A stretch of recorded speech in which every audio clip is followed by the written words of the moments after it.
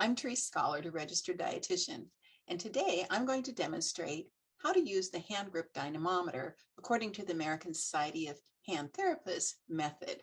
This is the method I recommend to use because it's standardized, it's been highly researched, and their recommendations are some of the strongest ones and often used when researchers do studies. So that's good for me. Some of the things you will need when you're preparing to do the hand grip exam is you'll need an approved dynamometer. There's two types of dynamometers. This is a hydraulic dynamometer, and this is a digital dynamometer. If you work for a health system, you'll need to have facility engineering approve the devices, just like they do all medical equipment.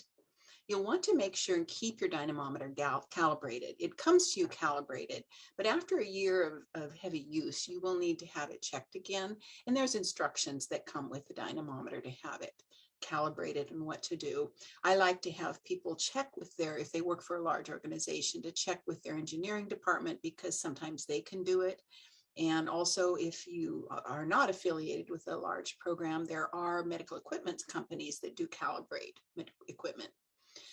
You'll need some cleaning wipes because, sanitation. And if you want, you can wear gloves. It's not required, but you can. You'll need a calculator, some paper, writing instruments. If there's any forms that your organization requires, you will need those. And you'll need reference charts, normalization tables. And for the most part, most of the dynamometers seem to come with reference tables that are designed by a researcher named Matthew Owitz. This was done in 1985 or 86. But those are normalization tables, and I will show you some of those later.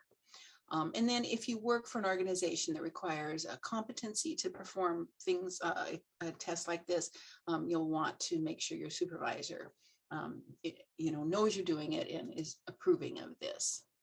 Now, one thing I want to make sure everybody knows is that consistency in measuring hand grip strength is crucial.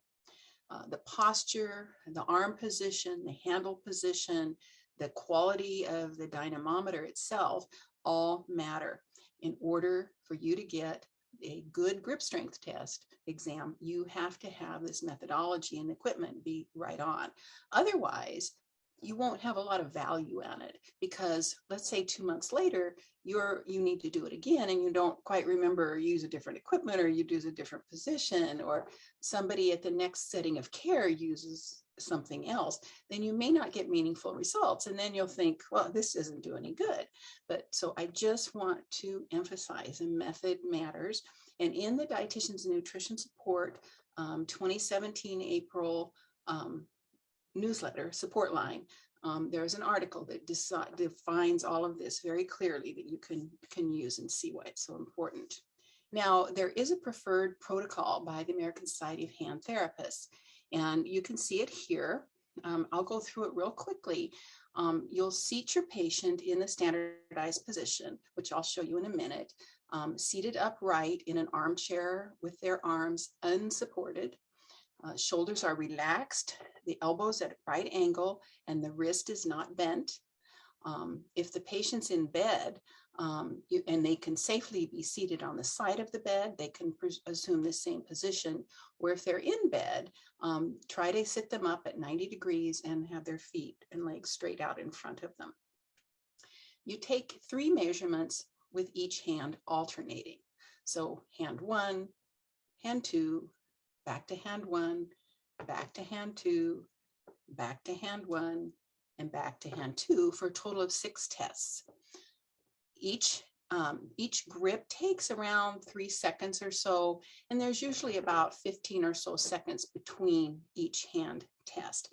So you don't need to count it, but just know about it, and the normal flow is about like that. So you test each hand and you record each value from each hand 3 times. And then when you've alternated the hands, and then you sum the values for each hand. So you sum the 3 values for the right hand, sum the 3 values for the left hand, and then take the average, which is divided by 3. And that will give you the mean for your patient for the average of the three measurements on each hand. And then what you do is you take that mean and you compare it to the normal for that age and sex person and the hand. And then you ask yourself, is my patient weaker than -2 SD from the mean for the age, sex, and hand, or is it within normal range? So that's why you use the chart. So you compare your patient to the charts and come up with a decision. Now, the arm position is really important. So I have a photo of it here. The elbow is bent at 90 degrees. The patient is seated and their arms are just dangling right at the side from the shoulder. The grip on the dynamometer, which I'll show you, is in position 2. And so the hand grasps the dynamometer toward the top of it with the fingers wrapped around it. And the elbow is not resting on the chair. Now, sometimes I have seen literature, and sometimes in Europe, they do rest on the chair, but the ASHT says not to do that. So that's why I don't teach that. So I'm going to show you these 2 dynamometers now. Now, this is, like I said, the hydraulic dynamometer. And if you look closely, you can see the screen, the face of it. And you see the slides here too. So this is the peak gauge knob, which is this button in the middle. And there's a gauge needle and a peak hold needle. So if you can see it and you squeeze it, the gauge needle moves up and it pushes the peak hold needle up, and it remains when you release it. And so that's where you read it in pounds or kilograms. Now on the digital dynamometer, I'm going to push the button here to turn it on. And you can see it goes 0.0. So it reads to the 10th decimal. And when you squeeze it, you have to hit the test button first and squeeze it. It will go up. And then when you release it, it freezes at the maximum. Now, this dynamometer, the hydraulic dynamometer, weighs about 1.5 pounds. The digital weighs about 1 pound. I personally prefer the digital one because I like the reading to the 10th decimal, but many people prefer the hydraulic one. Now, when you set these up, the hydraulic one comes. This is the handle position right here. And if you look, there's little notches along here. Well, the methodology requires it to be in position, the handle to be in position 2. So I'm going to take it and move it to position 2. There's a little hitch down here. You unhitch it and then you put it back. And it tightens it up and it's in position 2. So there's your dynamometer ready to go. Once it's zeroed out, you push the little knob down to 0 and then it's ready to go. The digital dynamometer, you have to turn it on. And I don't know if you can see it, but up at the top, it says LR4. L for left, right for right, and 4 is for 4 sets. And what this means is that you have squeezing episodes up to 4 times. Now, why would you do that? Because you only need 3.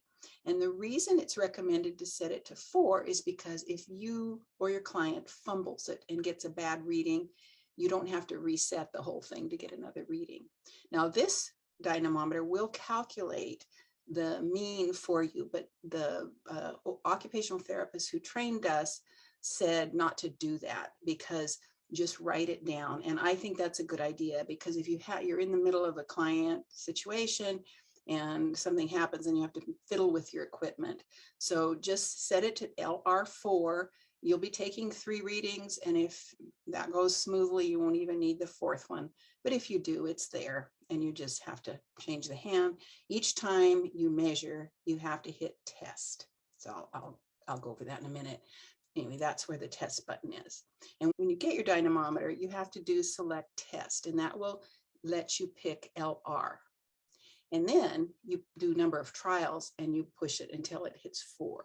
And then your dynamometer is set up and it'll work every time until the battery goes. Even if you turn it off and turn it on again, it'll still be set to LR4.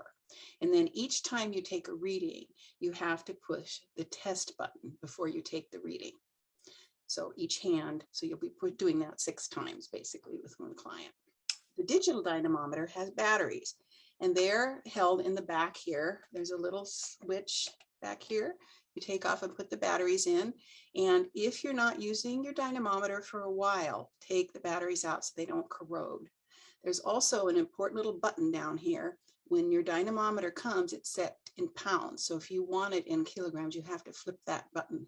So make sure when you do this that you always know if you're pounds or kilograms, and then adjust it if you need to. To set the hand position on the digital dynamometer, this little switch, this handle comes out, and you have to put it into position 2. It will come in your container when you order it in position 1. So you have to move it to position 2. So that's where position 2 is. 1, 2, 3, 4, 5. You're in 2 on the top and bottom. And then on the very bottom of it, there's a little hex head screw. So if you want to, you can tighten that up a little bit to make sure the dynamometer stays, the handle stays where it's supposed to. The other thing, and if you can see it on the back here, barely, that little arrow on the handle, it's really important that the arrow be facing up. Otherwise, your handle will be on upside down. So just check that out and it'll be fine. Now let's talk a little again about the patient position. When your patient or your client is sitting, they need to be sitting straight up in a straight back chair. Their back is 90 degrees to the seat. Their arms have to be straight out in front of them, not to the side, not to the middle. And that's the seated position. So and make sure if you can get the feet on the floor. Now, if you're doing children, you may want to have a little stool or something, or if you have a shorter person. The arms aren't resting on the chair. The hips as far back in the chair as possible. The knees about 90 degrees, and the arms adducted at the side with the elbow flexed to 90 degrees. People tend to put their shoulders up. They must have them down because you're just measuring the strength in the arm. You're trying to isolate the arm and not measure the strength in the back.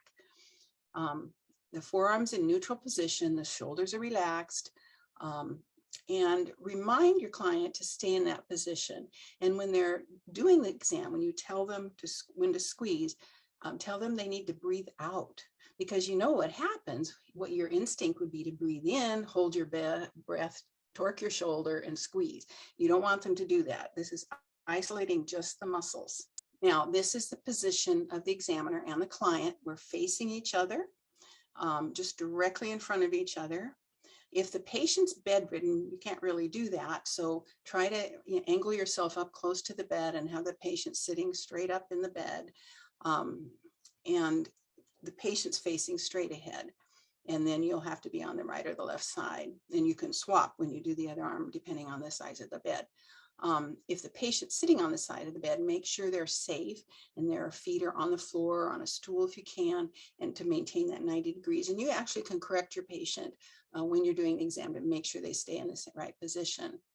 Now, one of the things, in addition to the shoulder problem that people often do, is they do the wrong arm position. And I have photos here of the correct arm position on the right. You see the elbow is bent at 90 degrees. It's straight out from the shoulder.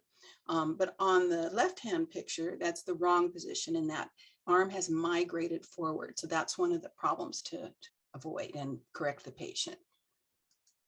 Anyway, so I'm going to show you just through real quick here. There's a standardized script, and I'm going to read it to you. And this is recommended by the ASHT. So you're with your client, and then you've probably had an assessment or something with them, and you've probably made an appointment with them, for later in the day to come back and do this, or else you've done it as part of your assessment and you've just explained it to them. So when you get to the point in the conversation where you're ready to go, here's the script and the instructions basically for what to tell the patient to do. Now, prior to this, you will have probably let them hold the dynamometer, feel it, and give them a little slight squeeze just so they're familiar with it and won't be naive to it. Because if they're more naive to it, the first squeeze probably is more tentative. So get them familiar with it, have them hold it, have them squeeze it. Don't let them squeeze too much though, because then they'll use up their fuel in their arm. But have them test this. And they're very interested in this. I found patients are really interested, and they're just curious, and they're so pleased that somebody's paying attention to their nutrition and their strength. So this is what you would say. So you'd explain, this test will tell me your maximum grip strength. When I say go, grip as hard as you can until I say stop.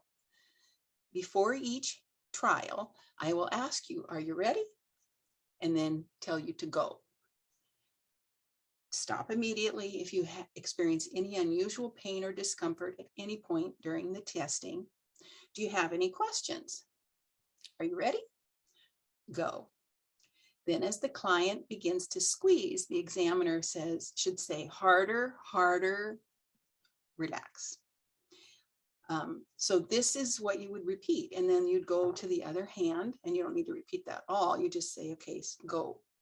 And it goes pretty quick. Like I said, it's about 3 to 5 seconds. The patients can hit their maximum strength, and then you have to record and then the result for each hand, and then switch to the other hand. So now I'm going to explain something interesting called rapid exchange. And what that description I just said about going back and forth from each hand is called rapid exchange. And when occupational therapists do this, this is really important, because sometimes in their world, patients what's called malinger. They may not want to appear as strong as they are, because there may be some other gain for them. I don't know that would happen so much with nutrition, but the rapid exchange, for some reason, how it was described to me was that when you have to squeeze and then transfer and all that, it's hard for somebody to not do it truthfully. And so that mechanism is set up by the people that research this to help get really good values, because I guess our brains just can't keep up with that. So this switch rate helps prevent insincere efforts. So it's pretty interesting, but I wanted to point that out, but that's why that method is involved. So now I'm going to repeat again what we just talked about. 3 each trials on alternate hands for a total of 6 trials. Record each trial result in pounds or kilos of the left and the right hands. The grip duration is a minimum of about 3 seconds until the dynamometer stops, if it's the dial dynamometer, hydraulic, or if it's the digital one, it will freeze at the maximum. And then this rapid exchange rest period between each hand of about 15 seconds, and then record the results and the change hands. So that's kind of the gist of it. Now I'm going to show you some common error positions. In addition, we talked about the shoulder. This is one that happens, and it's real easy to do, but sometimes the dynamometer ends up facing the client, and the dynamometer always has to face the clinician, and it's easy to get it flipped around. So just that, somebody will probably do that. And then again, there's that arm is not alongside in the middle picture, but it's extended forward, it's migrating forward during the exam. And sometimes that happens because I think people are squeezing and they want to get more force on it. And then the picture on the right, the person is not in that 90-degree position. They're kind of slouched. And if you look at the arm with the dynamometer in it, it's kind of migrating to the middle. You don't want that. And you don't want the arm to migrate to the laterally either. It needs to be straight up, 90 degrees, straight forward. Now, I'm going to talk a moment about wrist position. The wrist position is just a normal grasping position, like I have in the diagram here. Don't tilt the wrist in, tilt it down or up or around or anything. Just keep it, it's kind of a natural, it's 15 to 30 degrees of extension is what it's called, a dorsiflexion, and 0 to 15 degrees of ulnar deviation. That's what it's called, but it's just kind of your natural position, how your arm is. So we've got our 3 measurements on each side. We've computed the mean, and now we're going to look at our normal table for male. This time it's for, well, pretend it's males, and this would be a pediatric patient, but there's the right hand, the mean for the right hand, 1 standard deviation, 2 standard deviations, and then subtraction of the 2 standard deviations from the mean. And that's this alert level. Now, I have a little chart here that while you're learning, it's really useful, I think, to use. And what you do is you pre-fill it out with the normal for the age, sex, and hand. And that's over on the far right of here. You can see I have a column called normal compare for age and sex. And so you locate that on the normalization table for your particular client. And then on that table, I have the alert level. And then you can see this is a 75-year-old male, and we're measuring in pounds. Then we have 1, 2, 3 measures. So we have the actual right hand measures. I've got 3 there. And then the actual left hand measures. And then we've summed and divided by 3 to get the mean or the average of the right hand and the left hand. So if you move to the right, where it says normal compare for age and sex, so the right hand mean for a 75-year-old male is 65.7 pounds. And the left hand mean for normal for the patient, for a male of that age and sex, is 55 pounds. So my patient measured quite low on both of those. So they were 25.9 pounds and 25.4 pounds for the left hand. So you can see that it's low. And so I've checked though, and the alert level, which is the minus 2 SD from the mean, is 23.7 and 21.5. So my patient, even though it looks low, is actually within normal range, because remember, there's no moderate. And so that's easy and nice on this chart to fill that ahead of time. So when you're getting your measurements, that you can easily compare it. So then you're asking the question, is my patient within normal range for age and sex? And this patient is. They're not minus 2 SD from the mean or weaker. So that's kind of a good worksheet. So, and then you have to report this data. So this is just an example of how you might report it in like a workflow sheet. Hopefully the EHR can support having this kind of data in it. It's just kind of like if you think of a lab result, this is similar reporting to a lab result. So if you look here, we have the 3 measurements on the right hand, the 3 measurements on the left hand, and I've differentiated the distance in pounds. So I put then the column has the patient mean, and then I put what the normal, just like a lab value, you know, they always have the normal range. We put the normal for age and sex, and then I put the alert level for that age and sex. So that's just all the data. And then I have to interpret that down below. But before that, I want to show you what I did with sarcopenia. And so I checked on the European and the US sarcopenia cut points, and I converted those from kilos to pounds. And the patient actually is within range for sarcopenia according to those 2 groups. So I just write, this is the one group says, you know, it's below this, and that is below this cut point, so that's a problem. And the other group says it. So I've got 2 international groups saying, you know, this patient needs to be worked up for sarcopenia because their grip strength's lower than our cut points. So that's what I have documented there. And then if you look down below, we have what happens is you have to describe, because other people have to follow you and do this measurement again. I have a statement, right and left hand grip strength means are weaker than normal range for age and sex and measurably reduced. Looks like this one. Yeah, this one I use. This is not the same patient. These are all fake patients. And measurably reduced or weaker than minus 2 SD from the mean for age and sex. And then the hand grip is also below the Foundation for the National Institute of Health and the European Working Group. So I say that. And then I'm saying what position the patient was in, what method was used, what dynamometer was used, what the compare group was, which here we have Mathiowicz, and then we also have the sarcopenia, the 2 groups I used. And I also make a statement that the patient agreed to the exam, they tolerated the exam, and if there was anybody else present in the room, and any other comments. So that would be kind of your formal reporting of the data. But you still have to do an evaluation. What is your impression? So you have completed a thorough and comprehensive nutrition assessment. This data is one part of that. So you have to communicate to your readers what you think. You know, how does this fit into their nutrition problems, and do they need a workup for sarcopenia? So these statements are kind of just rough ideas of some things you could say.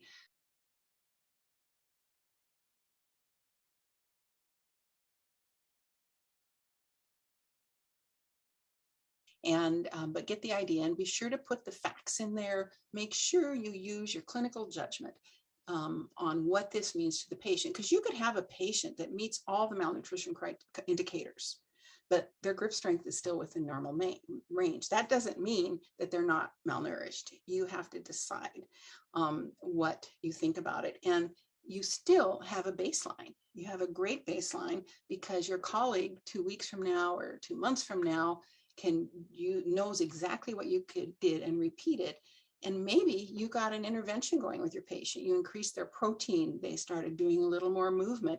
And look, your colleague down the road 2 months from now, the patient was improved. Think how that would be so great for a patient to know that they were getting better. You know, it's really important for dietitians to do things that cause something to change for the patient for the better. That's why we're there. Why bother otherwise? So cause something to change. You've got your information here. You've put it together in a comprehensive assessment. So make something change, do an intervention, and get it measured. The grip strength gives a really good opportunity for an objective measure when the methodology is done right. So I'd encourage you to keep working on this. And there is training materials on the DNS website and other dietetic practice groups also. And please study it. And you can call me if you have any questions.